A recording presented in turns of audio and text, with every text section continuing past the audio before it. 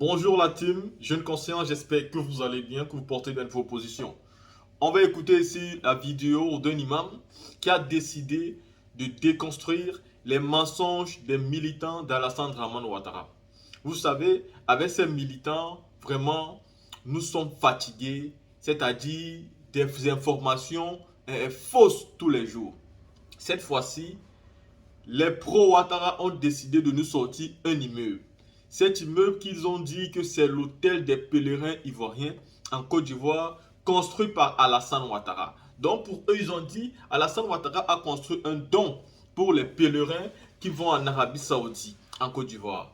Et cette information a été partagée par des milliers de collaborateurs, pas des milliers de fans, pas des milliers de pro-RHDP.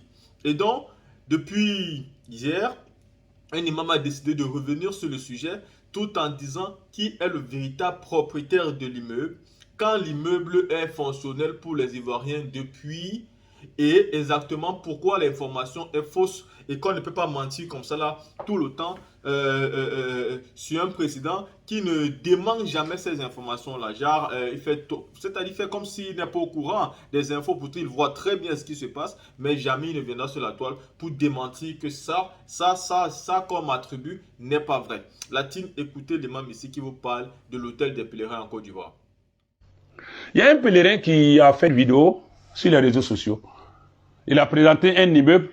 Il dit que c'est le président, son excellence Alassane Ouattara, qui a construit ça pour la Côte d'Ivoire. Et ça fait le tour du monde. C'est pas vrai. Président Magoba Mogola, Sanche Kouraflen, Mimena dit Ejidoma, Côte d'Ivoire, Ejidem Bebena Yoromna. Allez, le Sanche, la Kourna de Kaka Maseka Ban. Anyamala. Président Mandi, Alassane Ouattara, avec un année de l'Orabla, Ejidon, à la Massa Danafolo. Mogowata ne be jiga kono.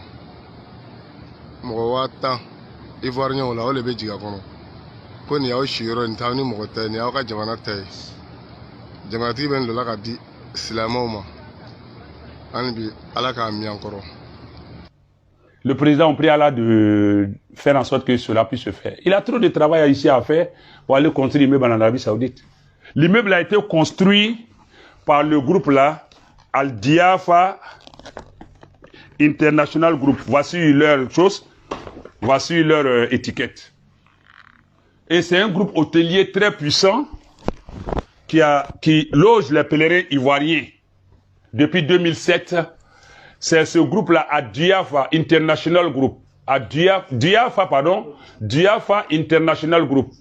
C'est ce groupe-là qui, depuis 2007, loge les pèlerins du contingent étatique en Arabie Saoudite.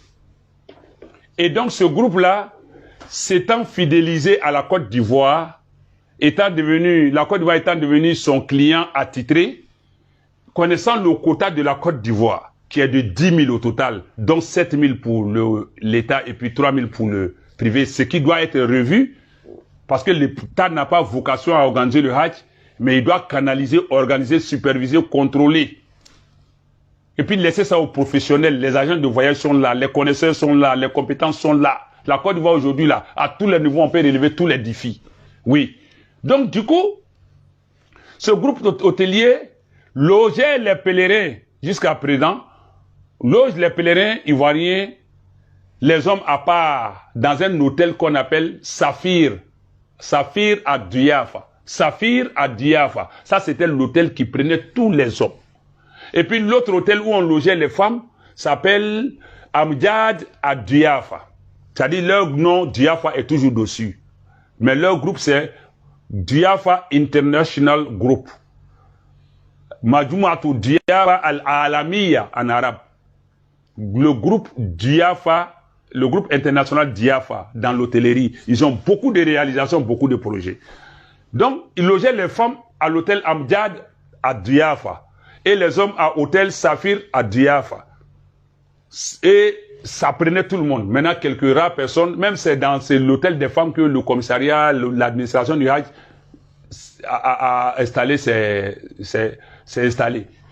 Donc, ils ont vu que la Côte d'Ivoire étant déjà un marché acquis, ils ont pris sur eux de construire un grand hôtel qui va contenir tous les pèlerins ivoiriens en même temps. En l'honneur de la Côte d'Ivoire, dédié aux pèlerins de la Côte d'Ivoire. Donc c'est eux qui ont commencé à construire cet hôtel.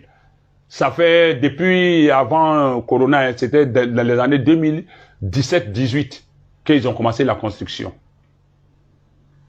Et puis 19, on allait, l'hôtel encore là, il est inachevé. Donc le pèlerin, c'est normal qu'il pense bien de son pays et de son président. Et là, ce qu'il a souhaité n'est pas mauvais, mais c'est par méconnaissance qu'il a fait la vidéo qui est devenue virale, qui a eu de la popularité. Et alhamdulillah, on prie Allah que ce qu'il a dit là soit maintenant réel. C'est un hôtel du groupe Diafa International dédié dans l'avenir à recueillir tous les pèlerins ivoiriens. Et comme lui, il a eu cette information que c'est l'hôtel de la Côte d'Ivoire qui est là. Quand on dit c'est pour la Côte d'Ivoire, c'est pour la Côte d'Ivoire. Et lui, il en a fait une vidéo qu'il a balancée. Et ça a pris le monde entier que la Côte d'Ivoire a construit, le président a construit un hôtel en Arabie Saoudite. C'est notre souhait, c'est de bonne guerre. Mais pour le moment, ce n'est pas le cas. En tout cas, pour ce que nous connaissons, c'est le groupe Diafa qui est en train de construire cet hôtel pour recueillir tous les pèlerins ivoiriens en un, au lieu de les passagers. Parce que cette année, les pèlerins ivoiriens du côté étatique étaient dans 3 hôtels. Riyadou Diafa, Amoudiadou Diafa, et puis Boustan, hôtel Boustan. Boustan, Amoudiadou Diafa, Riyadou Diafa. Parce que tout simplement, Saphir n'est plus commode. Donc, ils ont partagé les hommes là, entre Riyadou Diafa et Boustan.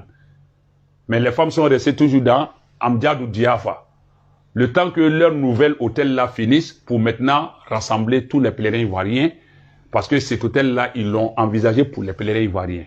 Mais c'est pour le groupe Diafa et non pour la Côte d'Ivoire. C'était la précision que je voulais faire. Vous avez fini d'écouter l'imam, il vous a parlé de l'hôtel des pèlerins. Vous êtes donc d'accord avec moi ici que, oui, les pro-Alassane Ouattara vont vous sortir soit des immeubles, soit des routes même en Côte d'Ivoire qui n'ont pas été réalisées par Alassane Ouattara. Des routes qui souvent ont été réalisées par Henri Konan Bédié ou même le père fondateur de la Côte d'Ivoire, Félix Houphouët-Boigny. Mais ils viendront vous dire que c'est Alassane Ouattara qui l'a fait. D'ailleurs, vous avez vu que récemment, les pro-Alassane Ouattara ont commencé à dire que Ouattara a fait ce que même Félix Houphouët-Boigny n'a jamais fait en Côte d'Ivoire en 15 ans. Ils ont dit Ouattara a fait vraiment en oubliant que c'est le président Henri Konan Bédié qui a fait, qui a donné l'indépendance à la Côte d'Ivoire. C'est lui le père fondateur de la Côte d'Ivoire plurielle. C'est lui le père fondateur de ce pays-là aujourd'hui. Aujourd'hui, je pense que c'est la basilique de Côte d'Ivoire qui est l'endroit le plus visité en Côte d'Ivoire. La basilique de Côte d'Ivoire est aussi l'endroit touristique qui ramène le plus d'argent en Côte d'Ivoire. C'est quand même le travail de Félix Houphouët-Boigny. En dehors de ça, on parle de l'indépendance, on parle de ce qu'est la Côte d'Ivoire aujourd'hui. On parle quand même de Félix Houphouët-Boigny qui n'était pas un homme parfait, mais qui a beaucoup de qualités et qu'on ne peut pas donc comparer avec M. Alassane Dramane Ouattara, qui n'est qu'un, c'est-à-dire qui n'est que quelqu'un qui est en tête de la Côte d'Ivoire, mais d'une manière qui sera vraiment difficile de s'en relever dans les années à venir.